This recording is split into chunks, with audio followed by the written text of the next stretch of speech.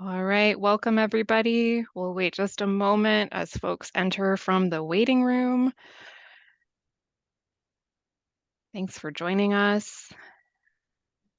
Hope you've had a good first half of your conference day so far. We're halfway through the conference. I think this is the official midpoint, so yay. Yeah. All right, so I'm going to go ahead and get us started so we have the most time for our session here. So hello and thank you for joining us. My name is Danny Brecker-Cook and I'll be moderating our session today. And I'm glad to welcome Jessica Garner and Kay Coates from Georgia Southern University, who will be presenting Retention Through Empathy, an invitation to compassionate progressive discipline. Before we get started, we're going to go over our few logistical items, which most of you probably got at this point. The session is being recorded. Captions are available during the session by clicking on the closed captioning button at the bottom of your Zoom window. Thank you to Joseph for providing these.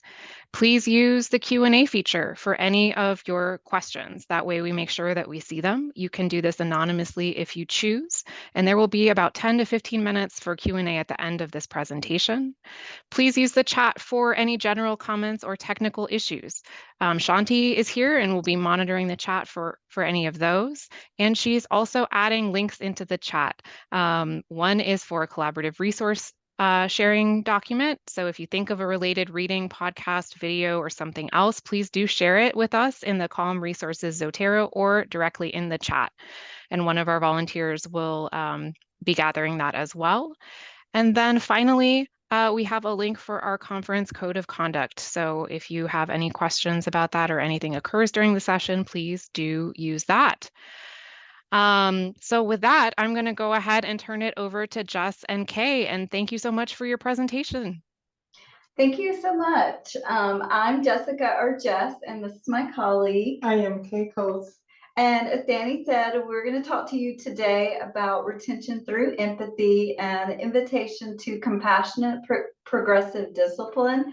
So Kay and I have worked together for many years as managers, and we've both been library practitioners for many years as well. But we are going to talk about progressive discipline, and we're sharing from our personal experience on the job as practitioners, and then as we've been researching this topic ourselves. So we want to encourage you to, take what we share with you today, but also share that with your organization and work with your own legal departments or HR departments, and work with your director or dean of your library for anything that you have questions. We are just sharing from our experience and from our own personal research. Yeah, so our session objectives today are: one, introduce the concept of compassionate progressive discipline. We will explore the impact of empathy in the context of compassionate progressive discipline, and we'll discuss compassionate leadership on the progressive discipline process. So as we talk about this topic today, some of the key terms that will come up along the way are active listening, progressive discipline, pro-social behavior, restorative practices, onboarding, acknowledgement, compassionate leadership, harmony, performance standards, employee guidance, retention, team synergy, empathy, altruism, and morale. So the history of progressive discipline was oftentimes very punitive. It was very confrontational, and we said here just cause. It was very inflexible and rigid, and oftentimes had a zero tolerance policy. And a lot of leaders went to progressive discipline for termination or a final settlement with their team members or their employees. What we're going to bring into this is the compassionate side, with the idea of retention and building your team together in a restorative way, if that's where you're at this time. So where do we start? When we think about compassionate progressive discipline, we need to think about it as being a management procedure that has fair notification. So both parties, the leader and the employee or team member, knows where we are. It has to be structured. It's usually a multi-step disciplinary practice. It is similar to due process, and it's a gradual path to improvement, correction, and we hope not, but sometimes it leads to discharge. And I'm going to let Jessica talk a little bit more about that path that we highlighted. Right, we really want to focus on a path for improvement. We don't want to use it as a way towards termination, which is more of the history of it.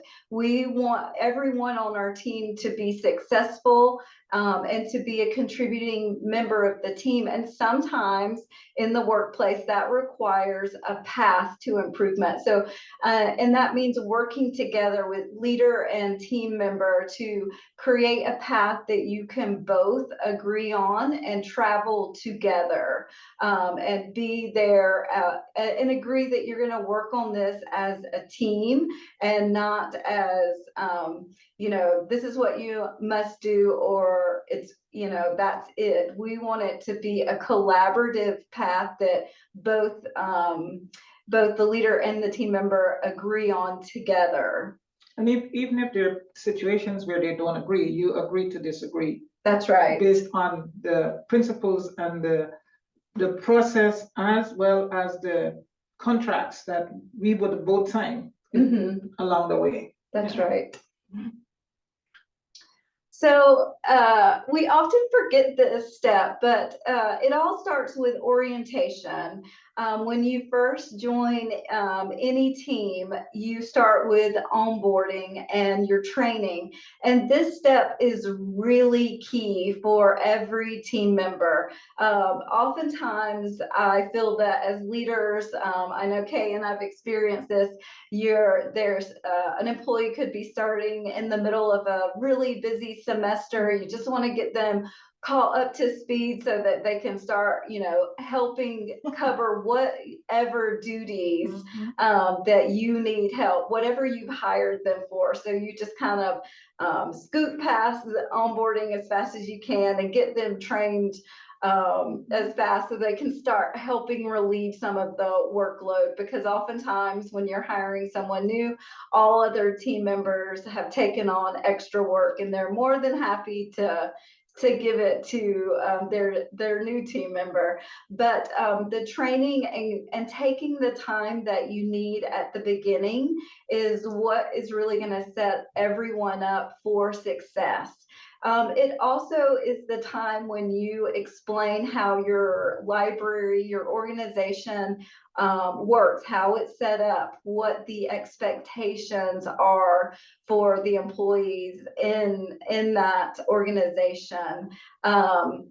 And you want to, at the very beginning, foster connections and build a supportive community, and make sure that your team member knows that they can come and ask you any questions, and just develop the open work relationship where you establish communication, collaboration, productive ways of working through things that can come up in the workplace, establishing that relationship where they know that they can feel comfortable coming to the leader and asking questions. And this leads to employee guidance, which we hope leads to a feeling of belonging. Like this is where their workplace is well, and they have space to do their job, and what they do is valued and important to the team. And belonging helps reduce the stress of the team members. It increases the overall well-being. And we know, and I know that when I feel that I'm, in a comfortable place with my dean of the library that I feel more comfortable in my role as a leader. And that's the same for all of our team members as well. It also increases team morale with everyone, and it supports innovation within your department, because then if everyone feels comfortable, they understand how they fit in your organization, then they're more willing to be creative and make suggestions of ways to improve things. And that's why we want to have a good mix of all different personalities and different types of team members, so that we have different perspectives that, you know, I might not have thought of, or Kay might not have thought of. And by feeling like they belong to this space, they're more willing to share those ideas. So it all begins with orientation and how you bring team members into the work environment. So when we talk about compassionate progressive discipline, actually that's empathy in action. You're expected to take a whole person approach, meaning that you accept the person for who they are, you look at their strengths, you look at their skills that they're bringing to the workplace, and you take an altruistic assessment. You look at them, you just bring this, you look at them in terms of just being human, what they can bring to the workplace. So when you have a situation where you have to address issues, it should be addressed in a constructive way. It should be constructive feedback. It should be a path that guides them towards corrective outcomes, regardless of what those are. But you have to use the documentation that you have. You have to build on the concepts that the organization has laid out, the way in which the work is done, how it is done, who is in charge, what are your roles. So you do that in a way that allows you to gradually get to the path of having corrective measures in place. And by taking the whole person approach, it kind of ties in with orientation. Is we've Kay and I have both taken the Clifton Strengths Survey, and there are many different options out there where you can learn the strengths of your team members. And when you have a whole person approach, then I understand what Kay's strengths are, and she knows what mine are, and we know our weaknesses as well. And it gives us a better understanding of how we orientate ourselves in the workplace. So you always want to start with that understanding, so that if you do have to go along this path, you already have an understanding of personality and who we are as a whole person. Yeah, and it helps with problem solving. When you understand how the other person addresses certain issues, understand what they bring to the workplace in terms of their own unique personalities, it helps in meeting compromise and deciding how the steps forward will look like. So we asked, when we were doing our research, we discovered that there was no definition for compassionate progressive discipline. And we decided, you know what, let's ask Gemini if there is a definition. And this is what Gemini said. While there isn't a single university cited definition for compassionate progressive discipline, you can find a good explanation from the Center for Educational Improvement, which focusing on applying the concepts in schools. This definition emphasizes understanding and guidance over punishment, which aligns with the approach we discussed. Now, we didn't have a discussion with Gemini, but this is Gemini assumed that we were having a discussion. And we wanted to include this. We've also been, all of us, looking into generative AI, and to say this is why librarians are so needed during this time, even more than ever. So with that in mind, Kay and I got together and we wrote our own definition. Yeah. So compassionate progressive discipline is an empathetic, integrative, documented procedure that intentionally adopts an altruistic whole person approach to address employment policy violations in the workspace. And by incorporating empathy into this process, a positive and supportive work environment is created where employees and the leaders can thrive. And I really included leaders in this as well because it's so important that leaders that feel comfortable in the workspace as well. When we all feel comfortable and in a collaborative space where we understand one another and we understand our strengths and weaknesses, then it leads to more innovation, and it just is a good for the overall organization in your library. So it's very important for all to be represented in this definition. The other thing we talked about is that anyone could be a leader in spite of whichever role you play in the organization. And so when we talk about employees and leaders, we were looking at it from a dual process, not just as a leader sitting on top of an organization hierarchical. We were thinking about each employee being a leader in their own right. That's right.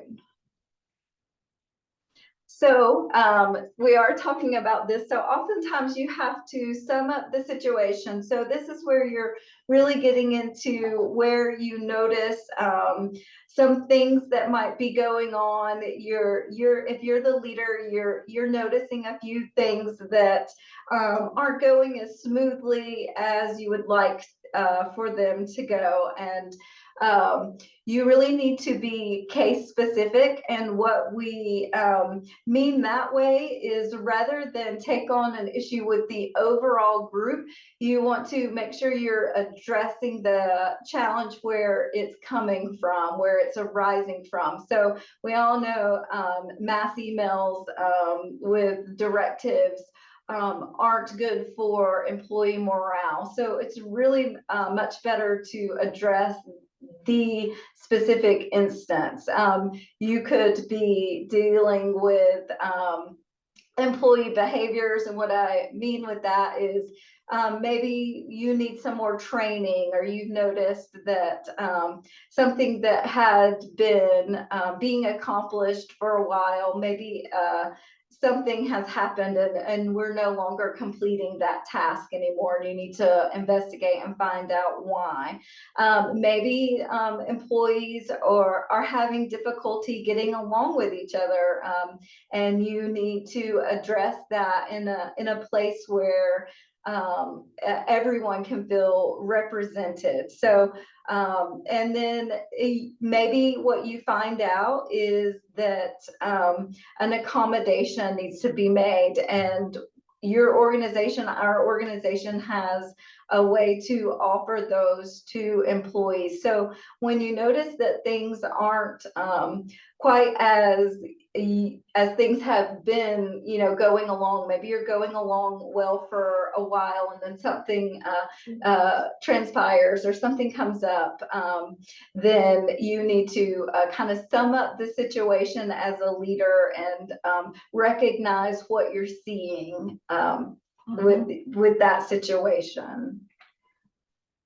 So you have to seek insight. In seeking insight, it means, in another term, you're doing a root cause analysis. What is causing this particular situation? You have to have open communication, which means you have to make sure that in finding out what's the root cause, you look at all the variables that are involved.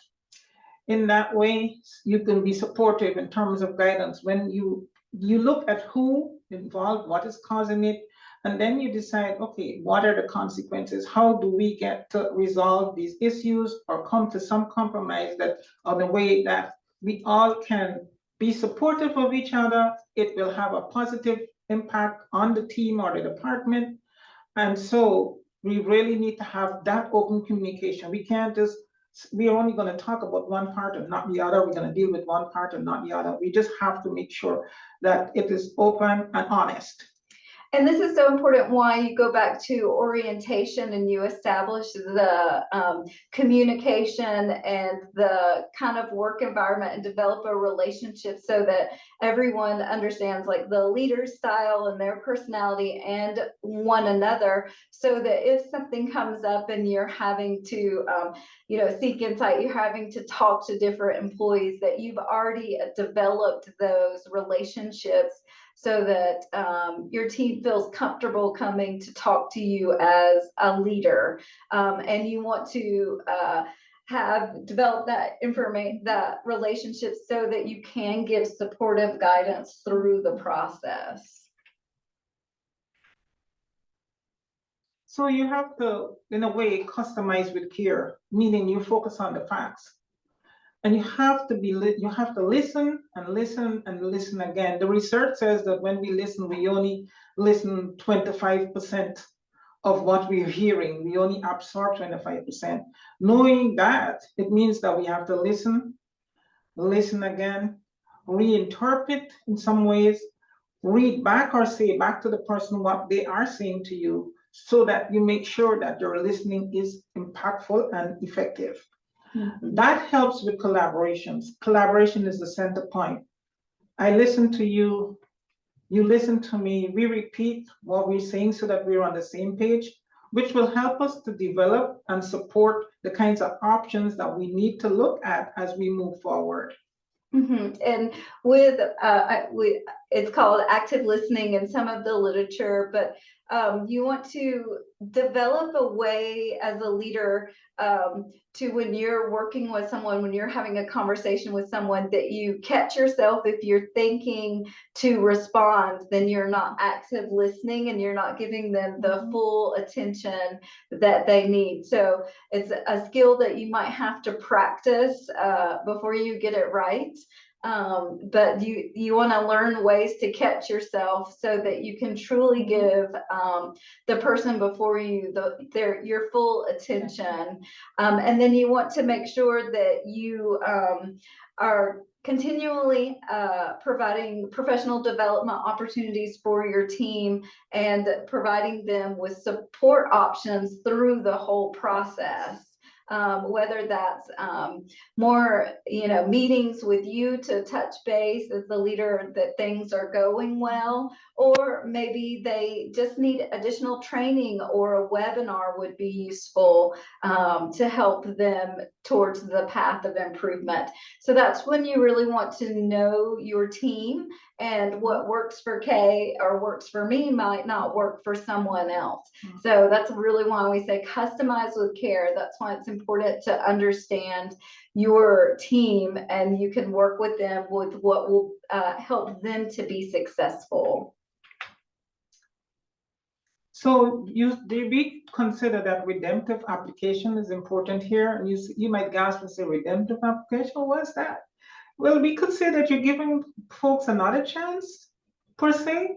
In actual fact, what we're doing when we say gasp is that we want to give opportunities for correction.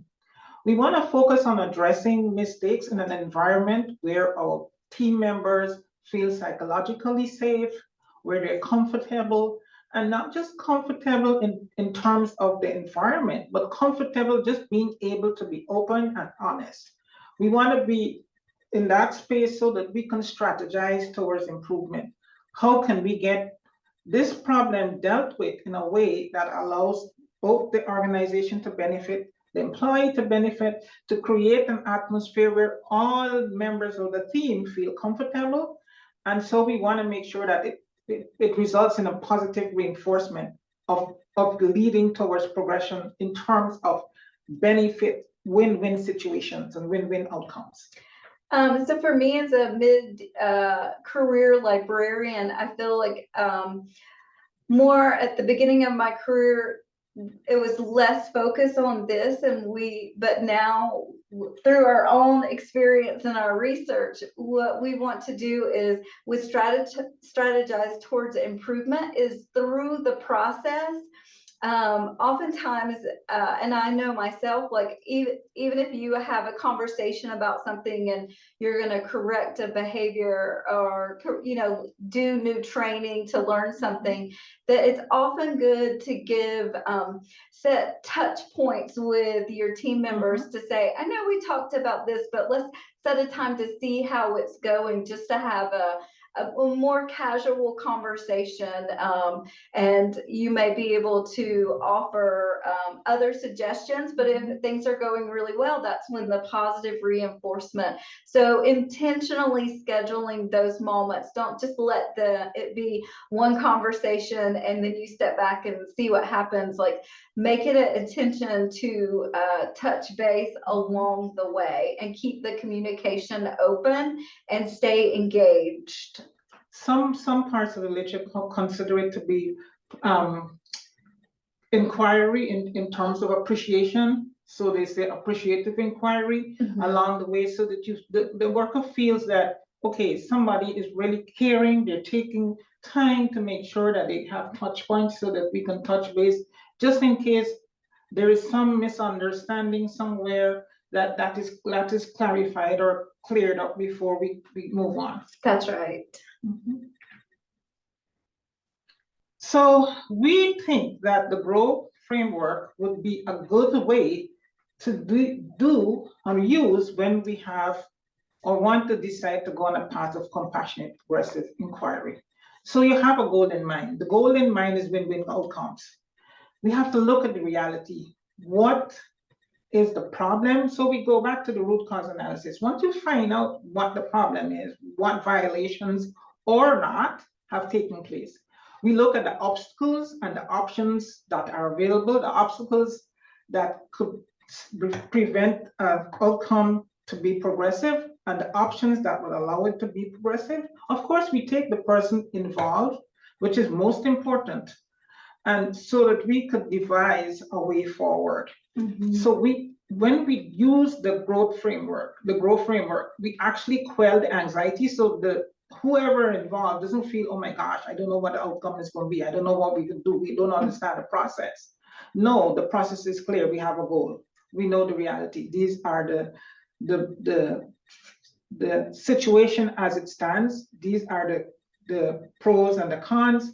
And we want to look at the obstacles. We want to look at the objective within those obstacles in terms of finding options. And so we can collaboratively work towards a way of coming up with a situation or a corrective action that is equally beneficial to all the parties concerned. That's right. And the key here is that collaboration, because you want buy-in from both sides, and you want it to be a team effort, and that it has a better chance of succeeding and getting everything back on the path that we should be on as a team. So these are some of the steps forward that a leader can take. So your first step is, of course, as always, training, making sure you have proper training. Now, if your team has been together for a long time, you haven't hired anybody in a while, what you might need to do is revisit training. Oftentimes we get in our path and everything is going well, but we forget things along the way, and we just need a refresher, a reminder. So good training and orientation at the beginning, but along the way. So make sure you're including refreshers, professional development. But if you are seeing something that you need to address, your first step can be a coaching session. And what I consider these are your first conversation about what you're noticing is happening in the workplace. So that's where you that is exactly that. You sit down and have a conversation about what you're seeing. And this is where you use, as Kay said, all your investigative tools to find out what's going on, what's happening. Maybe, for example, maybe someone is now being tardy, and through your coaching session, you can have a conversation and find out, oh, well, you know, my child doesn't get picked up at the bus until this time. So maybe you can offer them a different schedule if that's something available to you in your role. But coaching sessions are your first step to figuring out what's going on, and oftentimes you can offer them the different resources in your organization, like accommodations, or maybe a new health concern has developed and they need to utilize FMLA leave, those sorts of things. So you really just want to have a conversation there. And you can have several coaching sessions. And then if you've met with the employee several times about a situation, you might move to a written warning as your next step. Now, through all of these, as what I found that personally helps me is sometimes I'll write a script before I meet to discuss with employees. That helps me to know what I'm talking about, to stick to the main topic. If you've ever met with someone, you know that conversations can jump all over the place, and you want to just talk about what you're experiencing with one employee. You're not there to talk about everyone else. So sometimes having a script can help me. And these steps are steps you should follow from your own organization, and work with your leadership team or other departments within your organization that can help you through this process. And so you've done, several coaching sessions, a written warning, then you might move to a final written warning if you've really work to have a path for success. But you want to make sure that all through this process, you're providing team members with steps to be successful. You're scheduling those meetings to touch base to see how they're doing, if you need to adapt what you originally agreed on with your plan for success. So it's really important to keep open communication through this whole process. And if it continues, then you've had several coaching sessions, a written warning, maybe you get to the final written warning, and then a final settlement. So, but through this process, because you've met with them so many times, you've touched base with them, there should be no surprises, because you've discussed things all along the way. And then no one should be surprised. But your real goal, and the reason you spend so much time, is you want it to be a restorative process. You want to help team members to be successful. And this is also good for the whole team. And we'll get to that next. But you do these things because it helps address an issue that others may be seeing as well, but it also gives the employee a chance to be successful. And that's what we really want, to establish a comfortable work environment for everyone. Yeah, but we use final settlement instead of termination, because final settlement could be a transfer to another department. Like Jessica mentioned, it could be FMLA leave, for something, taking leave for a while. It could be that the individual has to have some accommodations, which will negotiate maybe that they transfer, not just be transferred to another department, but they transfer to another city in case they have to move for whatever reason. So final settlement takes that direction, rather than we didn't use the deliberately not use the word termination. So compassionate progressive discipline really builds on compassionate leadership. And this diagram says it all. Compassionate leadership has to do with human leadership. It's where the leader shows altruism. The leader ensures that, you know what, compassion has to be a part of this game. Because as a member of the human race, we've all just come out of what we consider a global pandemic. And so it was universal suffering. We all felt something what impacted, not necessarily positively. And so we have to take that into consideration. As a matter of fact, some people are suffering from long COVID. Sometimes the behaviors you're seeing now from an employee or a team member never existed before. And some at the back of our minds, we have to keep those things in mind. That, look, we're still coming out and there's still the dregs of a pandemic that is in our society. And given all the things that's happening on the world stage, we never know how our teammates, our the people who report to us, the people who we report to, the people who are we responsible for, people who we stand in the gap for as leaders, we have to take those into consideration. When we do that, what we actually do is show that we're genuinely interested in their well-being. We show that we want to create an atmosphere where there's a level of trust. We want to make sure that, you know what, that we are loyal to you, and so you can have that sense of value that allows you to say, you know what, I just got to be good with this organization because they're good for me. We have to be intentional in fostering that whole feeling of well-being within the organization. Mhm. And then team synergy. So I mentioned this a little bit before. Having a clear guidelines that all employees and team members follow is so important for building trust.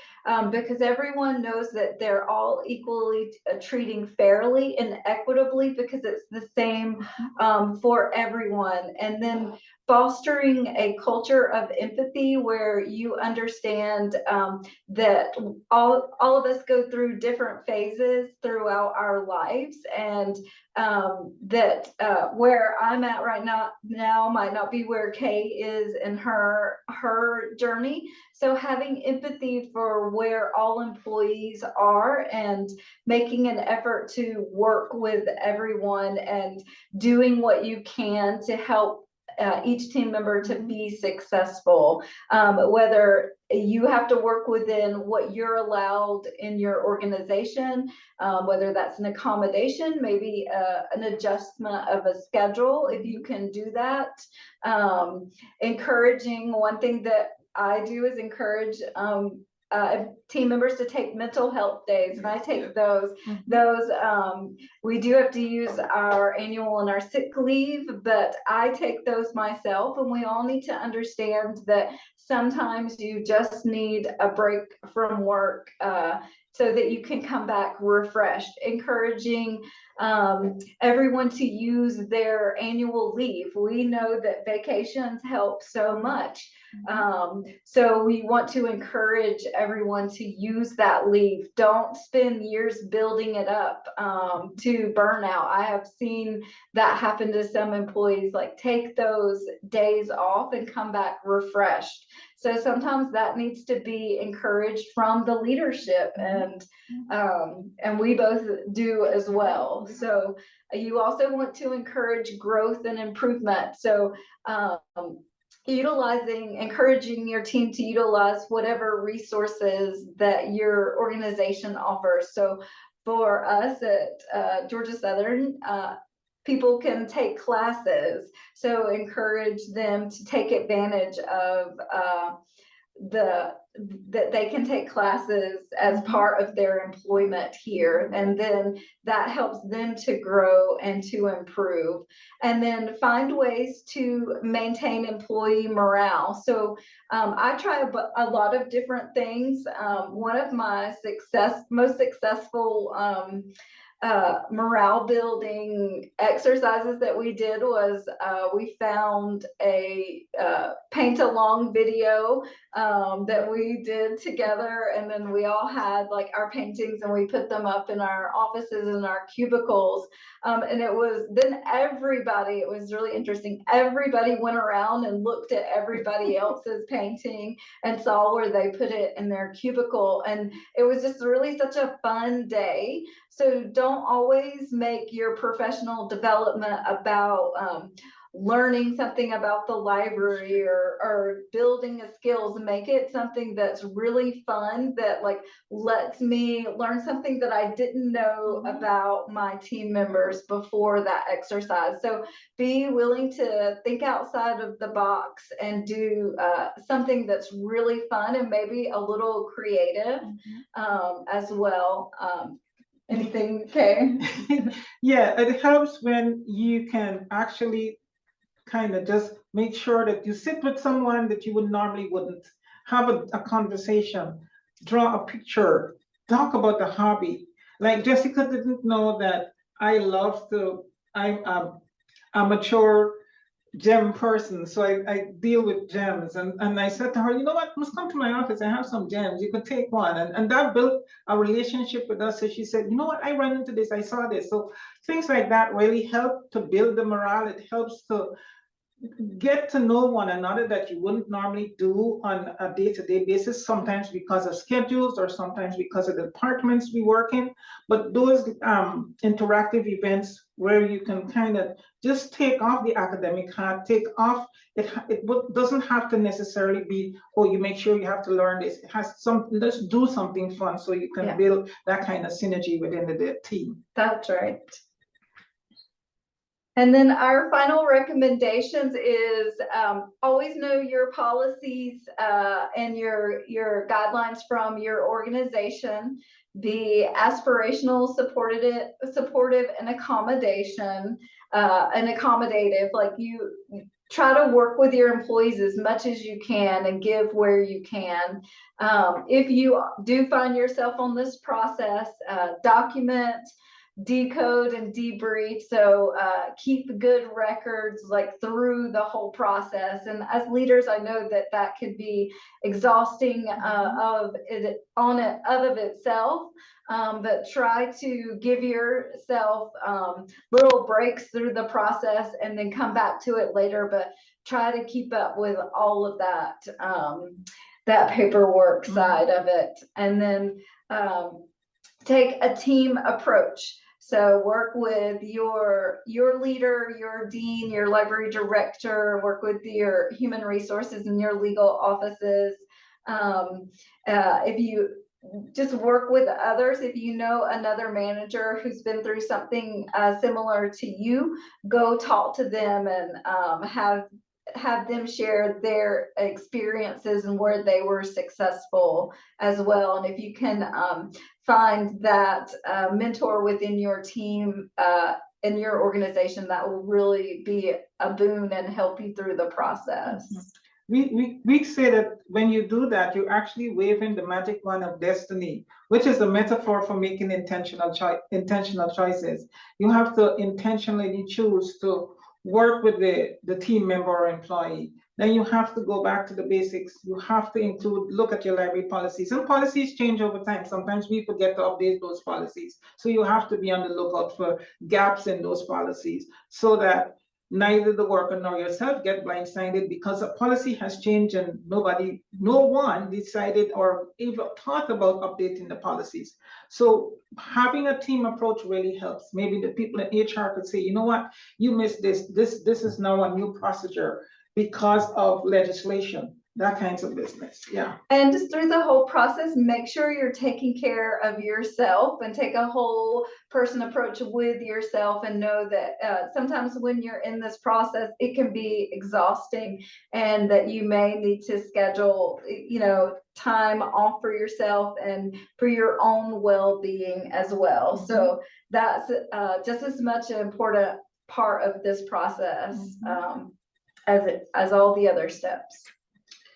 So in terms of reflections, as we did the research for this particular presentation, it came to mind that, you know what, in actual fact, when we talk about comparative progressive discipline, it would involve us taking a trauma-informed approach. We are all traumatized as the result of COVID-19. So in that situation, we have to look, or should decide that, you know what, we have to have a reparative culture, develop a culture where we can repair, where we have all suffered some shared experiences of hardship. So we have to come with an altruistic mannerism to the whole business of progressive discipline. We can't just say, oh, you know, this is a discipline, this is an employment violation, this is a policy violation. So look, we're gonna just throw the books at you. We're gonna just make sure that this leads to termination. The other thing with retention is that the fact that when you lose one member of the department, you're losing a trained personnel, you're you're losing somebody with the culture of the department. Everyone else takes on Everybody else additional takes on work. additional Yeah. work. And so it is better for you to do as much as you can to retain that employee or team member. And to do that, lots of times you have to have what we call appreciative inquiry. Let me just find out along the way how you're doing. Let me just find out if there's some aspect of the job that needs to be addressed. Is there another way we can do this more swiftly and more competently? Those are the kinds of things that we have to take into consideration. And so as we like I said, as we did the research for this, we found out that in actual fact, there was no definition for comparative progressive discipline. So we talked about that in this light. Mm-hmm. And then here's our references, which I'm sure will be shared out later. And thank you for your time today. And I think we have a few minutes for questions. So we'll do our best if there are any. We do have a number of questions. So thank you so much, Jessica and Kay, for this wonderful presentation. Your compassion really shines through. You gave us some really useful frameworks that I personally really appreciate. And I will say that it clearly resonated with people based on the number of questions in the chat. I think it's not accidental that all of them were asked anonymously, like that this is such a No fraught surprise. and yeah, I mean, it's like a scary conversation to be having, I think, for most of us. So thank you for making the space to have it. So because there's about 17 questions, I'm going to put a couple of them together. So there is a theme around what do you do when you have been working with someone for it could be months, it could be years at this point, and maybe they've been in the organization for a long time and they are not engaging with you in that process, whether that's they're not making the changes that you've asked that for them to make with many possible opportunities to do it, or even being like aggressive and angry and feeling like everything is a personal attack on them. What would you say to people who are in that situation? I'd say, first of all, root cause analysis. Has this person changed supervisors? Have they been in the same department all the time? They've been in the organization long, but what has been the leadership in the organization? What are the objectives of that particular role? Have this person been trained or retrained? So sometimes we have team members who've been in the organization long but get soured because of either the policies, the culture, or the new ways or procedures of doing things, and they feel that their voice is not heard. So you have to do root cause analysis. And then maybe it might be a personality issue. So as Jessica mentioned, that we did the personality test, maybe have the person, if they're willing to, have that discussion with them, see if it can be done so that both a lot more information is available. Honest and open discussions will help. And see, like you've been in this process a long time, and they're not responding well to you. Is there a possibility of a department head or a manager from another department coming in and helping work with this employee? Maybe a different perspective with the team would help you, even if you're still there as the manager, but bringing in a different team. Maybe they will respond differently to that person than to you. And sometimes we get into it with ourselves and our feelings as well, but maybe bringing somebody else in, they might respond to a different technique better, and the ultimate goal is for them to be successful. And maybe that can help you like they might could help have an idea of something you haven't thought of through the years with working with that employee that might work. So you just kind of have to keep trying and try different things with them, because ultimately you're both going to be there working together. So you want to see if you can get them to agree to a path forward. In that way. Does that make sense? And I know it's not a perfect solution and it's not like an answer of how to perfectly resolve that, but those are some ideas I would try. Yeah, thank you for those ideas. I think that is those are all really helpful thoughts. I think a follow-up question from that is also in the Q&A is, when do you know that it's the end of the road, that you're coming to that final agreement point, rather than continuing to do the same thing over and over? Well, if you're following the steps, then you are documenting that, you've had several coaching sessions. So, however many feels appropriate for what you're dealing with. So it could just be one. It could be 1, 2, or 3. You as a manager know that, and then you're going to have a written warning. And in each of these phases, you're going to give them opportunities to be successful. So you agree on a plan forward and you're touching base along that way. And if you've had like 3 coaching sessions and a written warning, so you've already talked about this at least 4 times. Plus you've set up stops along the way to touch base and see how they're doing. And then you're to the next level. So you've talked about this so many times. You give them another opportunity to succeed along the way. And then, after it's built up a while, then you have to work with your organization and see what their policies are. But you will have documented every step to show like how you have collaborated with this employee to help them to be successful. And then you might need approval from your supervisor or and usually this is where HR makes their impact. HR says, okay, you've done so many, you've done this, you followed this step. Look, you've only got one more step to go. You've given this person a roadmap, you've given them resources, you've offered them training, and the response has not been as what you'd like it to be. Then HR takes over and says, look, you've only got, this is the last step. We can't do anything else beyond this. Right. And this process can take years along the way. So there's no instant solution to these challenges in the workplace. So you're in it for the long haul. For sure. I hear you on that. I think that is a great reminder too, that HR can be a partner in this at some point. Switching gears a little bit, I think this is another question that really resonated with folks. So what do you do in a situation where you are actively coaching someone and other people really notice that that person's behavior is not okay in some way, but you can't tell them that they're on a plan of some kind? How do you deal with that situation? I can't share this with you. This is right. Usually personal. And that's why we talk about team synergy and having the team be a part of this. You don't discuss the details, but you let the team know, look, we've got a situation that we have to deal with, and we're taking the necessary steps. Because the progressive discipline starts for us at orientation, the staff and your team would know that this employee or whoever's the person involved in this situation, the team knows that there's a system, there's a process in place, there's a procedure.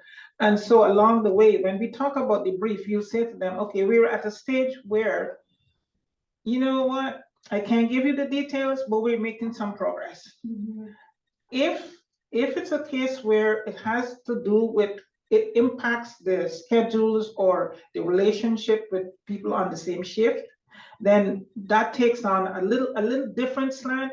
But you still have to be able to not give details, but give the scenarios that allows other folks to understand that this measure is this situation is being addressed in a manner that is, we hope that it will be progressive enough that allows both parties to win. Whatever that win looks like at the moment, we don't know, because we're giving options, we're giving resources, and we're collaborating, and hopefully it is being received in the manner in which it should be received. So we can't determine the final outcome, but we can pour all our resources. We can take the necessary steps, follow the procedures we should, document along the way, have those inquiries along the way, and hopefully come to a solution that benefits the whole organization. And you have to let them know, just like what you would do for them, you do for every employee. So you can't, you just can't share that, because they wouldn't want that shared either. So it's to treat everyone fair and equitably. You can't share that, but you are addressing what you are seeing. So. Yeah, thank you. I think that is really good advice that will resonate with a lot of folks. I'll have one more kind of big question here for you, and then I've got one wrap-up question for us. So the flip side of this is, what if you are in an organization where you are not the supervisor of someone who has some kind of problematic behavior, and that supervisor of that person has kind of dismissed it in the past? How can you open up an empathetic conversation with them and share kind of the impacts maybe of that behavior? I've been in that situation. One of the things you do is try to understand what your value, first of all, what you bring to the organization. Try to understand if this is because of being different. And if you're different within the organization, then you go back to the policies. The organization says that everyone belongs. And so you go back on those principles and you report to somebody above whoever that person is and say, look, I need mediation. I have an issue. I get emails, but I only get emails that is general. I don't get invited to the meetings I should be invited to. So I don't know what's happening. And so you have to be brave. You have to be able to bring to the table documentation or some kind of evidence that says, rather than just saying, well, this person don't want to deal with me, you have to bring documentation, you have to bring proof. And you have to be able to say, look, when the organization employed me, they employed a professional, a skilled person who can do the job. They just didn't take me here or bring me on the job because I'm different. They didn't want to just take a box. They wanted somebody who had some knowledge, who has a profession, who knows the profession, who can do the job. And so you have to stand on those grounds. I think Kay's right, to be brave is the key. And if you need to talk to their supervisor, then schedule that meeting. But also make sure that you aren't contributing to the problem. Make sure that you are doing everything that you're supposed to do, that you can show that you are doing what you're supposed to do, and you can show that to their supervisor. And then Kay's right, ask for mediation. Maybe their supervisor comes in and meets with you at like another person, maybe can help you all come to an agreement. But it's best if you can get having conversations with everyone, because talking to everyone else about the issue isn't going to resolve the issue. So you definitely need to address it and ask for, their supervisor to meet with the three of you, and let's come to an agreement of what will work with the two of you. But you have to keep working with them, because ultimately they are your supervisor. So that's what I would say as well. Wonderful. Thank you so much. So for our last speed round question here, I think a theme throughout the conference: what is your favorite strategy for self-care as a manager? I do laughter yoga. I love that. I don't know what it is, but I'm going to Google it. Well, Kay and I work together a lot because we laugh together. So having a trusted colleague in your organization that you can like really be yourself with is like super helpful. And then I try to take take time, and even if I can't do it at home with my child's schedule, I'll take 10 minutes and literally sit on the floor in my office and set a timer and do some deep breathing and meditation. I have my own meditation apps. There's tons out there. You can find one that works for you. So I do that. I incorporate body movement if I can go take a walk, if I'm on a regular exercise program or what works for me and I'm moving my body enough, that also helps. But it's like knowing what works for yourself. Yeah. So really take time to get to know you and what phase of life you're in my younger years I was a runner, but now I'm a walker, so I take my mental health walks. Yeah, so Jessica knocks on my door and say, "Kate, let's go for a walk. I just need to get some. I just need to get up there. Let's go for a walk." And I know she wants to say something she has on her mind. So I said, "Okay, let's go." So just developing like what works with you, and being willing to give yourself that time, even if it means taking time for yourself when you first get to work, so that you come from a more centered place. And then taking your mental health days, I mentioned that I take mine, scheduling your leave. Done. Oh, we're done. Oh no, we're back. You use your leave. You only have this time in life. Why? I have colleagues who have like so much leave that they lose leave. Why? Take those days off. If it's a particularly hard time, take a sick day. Don't be afraid of that. So learn yourself and what it means to take care of yourself and explore that. And as you go through life, that's going to change. What at each phase of your life it changes, and be willing to flow with those changes. From especially I'll speak from the perspective of a woman. It's definitely changed for me from my little child rearing years, what I needed those times, to having older children, and what my body needs at this phase is different. And so I give myself those things, and I don't judge myself for needing them. So give yourself permission to be. Fabulous. Thank you for all of that. And thanks for this wonderful presentation, Jessica and Kay. We really appreciate it. Definitely resonated. As folks leave, please do fill out that evaluation form. Go take your break. Go do some laughter yoga. Go take a little walk. Do some deep breathing. And we'll see y'all in a little bit for our last session of the day. Thank you. Thank you. Bye. Bye.